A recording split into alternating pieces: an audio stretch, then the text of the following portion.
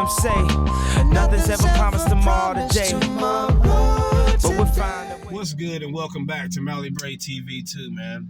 So yeah, we part 3 is where we at now. We left off at part 2 of my Addict Recollection series, where I just left detox.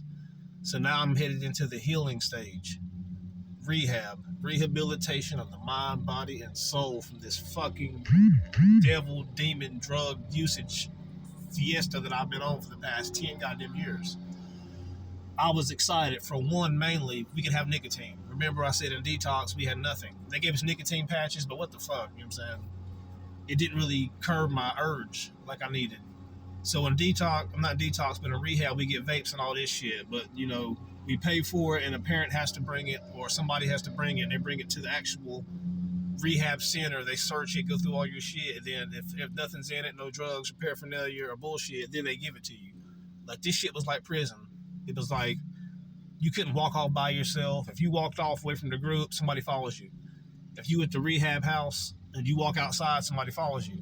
I was in a house called the River House that had 17 men in it. It was a big ass, like a vacation house, like an Airbnb or something, but they rented it to put these dudes through rehab. I slept in a room that had 4 twin beds in it. It was me and 3 white dudes. And I'm not bringing up race like it's a bad thing. It's just the fact that I'm in Asheville, North Carolina, which is really open-minded town. But this rehab had accepted people from all backgrounds. So I'm in there with people fresh out of prison. I'm in there with ex-gang members. I'm in there with fucking people with mental issues. I was literally the only black person in the house out of 17 dudes. So I was a little bit out of place, you know what I'm saying? The first 7 days of rehab, there's no phone calls, no contact. They call it a blackout. So you can focus on your recovery. It pushes some dudes over the edge. You know, some dudes come to rehab that's young and they got girls and girlfriends and all this shit, and that's all they care about. I was in there focused, you know what I'm saying? So we sit in this house, all we have is TV, you know, a room, but no privacy. I had 4 dudes in a room, 4 niggas that snored. I had to wear earplugs to go to sleep at night. We went to rehab every morning. They woke us up at 8 every morning for 31 days. We had to be at rehab from 9 a.m. to 3:30 p.m. every single day. And then after rehab, when we finally left jail, what it felt like, we'd go home, all 17 dudes, we had chores. We had a chore list. Some guys cook, some guys clean, some cop, you know, everybody had their own shit. Every day when we got home, we did our chores. The guys that were responsible for cooking, they would cook, we'd eat, and within an hour, we was going to a fucking NA meeting or an AA meeting somewhere in Asheville, and those last an hour and a half. Then we come home and you scramble to eat and probably watch 20 minutes of TV if you could even get one. There's 2 TVs, 17 guys, go figure. And then just back to bed. And this is like Groundhog Day every day for 31 days. So I was tortured. So you got to think, by the time I'm 2 weeks in, I'm ready to fucking leave. I'm getting the rehab message. I'm collecting my little chips for being clean. But the main thing for me was I'm living in fucking hell. I'm 33 years old, no privacy, on a twin bed with 3 dudes I don't fucking know from Adam and Eve. The shit was absolutely fucking horrible. I didn't know what to do. It was hell, and it was motivation for me to stay clean. I'm like, dude, I'll never go through this again. This is worse than the withdrawals. This is worse than all that. I'm fucking done with this shit. I went through this every day, and also remember, my pops told me I couldn't come back home. So this is in the back of my mind the whole time I'm in rehab, going through these fucking NA meetings, AA meetings, hearing the Serenity Prayer 800 fucking times. Before somebody comments and tries to judge me and says, you know, I'm talking shit and this stuff actually works and it saves lives, you got to remember who you're talking to. I've been through this. I was an addict. I did fentanyl. I did opiates, cocaine. I did it all. I was an addict. Every day was Groundhog Day for me. So I think I'm qualified to speak on this shit. We had med calls every day.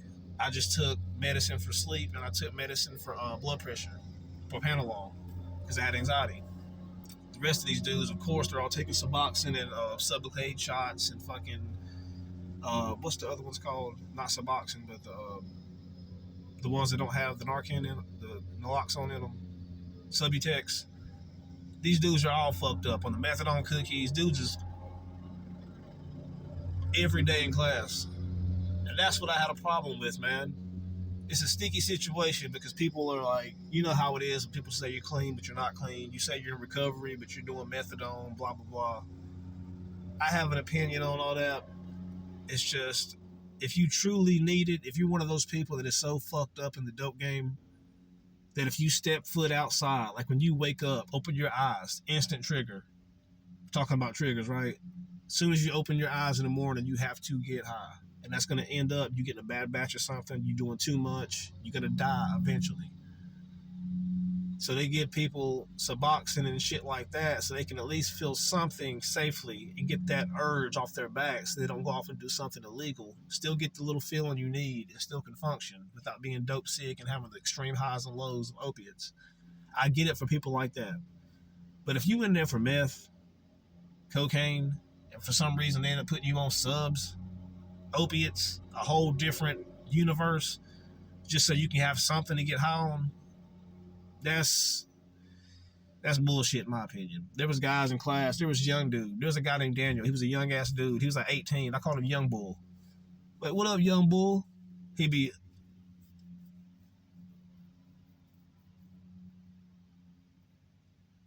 all day, every day, off a sub, one sub strip. He was like this all, I'm like, bro, I get if it's helping you, but this shit is hindering you, dog. There was a dude I was in there with named Tyler. I'll never forget this motherfucker. You know how they got skull and crossbones like this?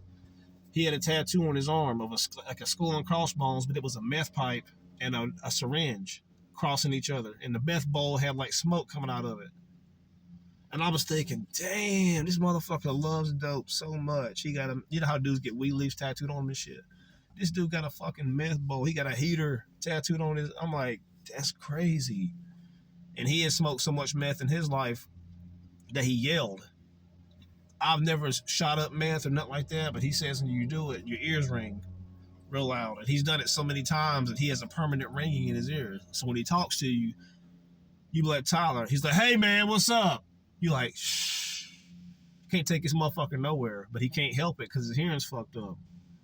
He be hearing shit. He's a schizophrenic, and he was dumb because this motherfucker, swear to God, ever since the meth usage, he's now allergic to chicken. So every time we made food, he had to have his own special meal because he couldn't eat chicken now because the meth made him allergic to it. When I tell you there's some characters in rehab, there's motherfuckers that talked in their sleep at night. I almost had to beat this dude's ass. It was the Kratom guy.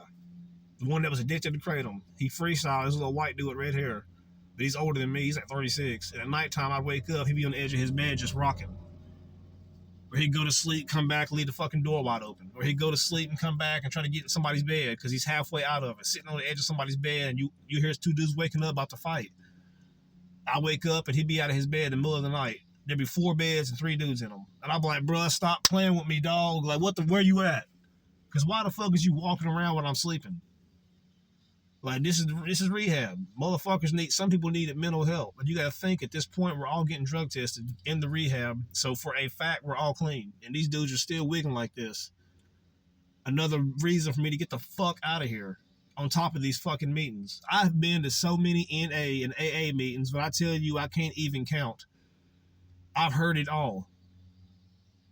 We can't get confused with alcohol. Alcohol is still a drug. The many addicts of blah, blah, blah, blah, blah, blah, blah. I've heard all of it. It's not for me. It was never for me. I remember from the first NA meeting, AA meeting, even in my sobriety, thinking this shit works for some people, but this ain't for me. And that's cool if it works for you, but it wasn't for me. And I don't know. I think I just willed myself out of fucking addiction with the grace of the Lord more than anything. I don't know. But I know those 31 days in that rehab was fucking horrible. There was deaths, people's family members calling because people's overdosed. There was just so much bullshit. I broke a TV in rehab. Because you know when you're in rehab, you know how motherfuckers are. Once you've been a junkie for so long, when you get clean, you want to do push-ups and goddamn get muscles and all this crazy shit. So in rehab, I was listening to gospel every day. I'm eating protein, eggs, bacon every fucking morning. I'm like a dog. I'm on a routine. And they had this band, the old school band you stand on for tension and you like lift with and do chest flies with and shit. I had it wrapped around a pole. And like say the camera in front of me is the TV. So I'm watching the TV doing these things. Say the seat behind me is the pole. All this tension is on this fucking thing, on this string. And as I leaned forward, it snapped and flew out of my fucking hand and flew straight toward the TV. Bow! And it shattered a 55-inch TV, man. So you gotta think these dudes in rehab wanted to fucking kill me. For sure. You gotta think, man. There's 17 of us, only 2 TVs. I just broke one of the TVs. They wanted to kill your boy. That was another reason to get out of rehab. They threatened to kick me out over this shit. The director of rehab got mad at me over that and swore him down if I broke anything else or he heard anything else about me, that he wasn't gonna help me get into a sober living when rehab was out, knowing that I'd be homeless because of my situation with my dad. So it's funny, but it's not funny. That's what I'm trying to say. Like, I've been through some shit. Rehab was a whole different, and there was COVID there in the house, inside the river house I was at. Dudes was getting COVID. It was just it was a nasty situation, man. I do remember that I loved the nightlife of Asheville, though. The one thing I do remember was the rides we had, the AA meetings, NA meetings. That was the only time we got to see females, really. We get there and there'd be other rehabs, you know, for girls that on their vans coming. You see some females from time to time. And don't get it twisted, these females were fucked up. They were busted and broken just like us. And that's how I knew I was fucked up, because my standards have dropped. I'm talking about I used to get bad bitches. And now I'm in rehab looking at bitches with fucking, I'm broken myself. But these bitches were fucked up. And I found myself like drooling over these hoes. Like, God. And I caught myself one day. I was like, bro, this is sad. Look what you reduced yourself to. These bitches right here, you wouldn't even throw a quarter at them 2 years ago. And now you over here wanting the goddamn wife one up. And you're mine now. You coming home with me. I'm going to take care of you. But yeah, I had rehab love. I fell in love with it. I fell in love, but I found myself kissing a fat bitch in rehab, sneaking off to do it. I was tripping, bro. But life did get it. I ain't gonna say life got better after rehab, because after rehab, my sober living phase started. God almighty. Let me get into that on part 4, the sober living shit. But yeah, after 31 days, I graduated rehab. I got a certificate.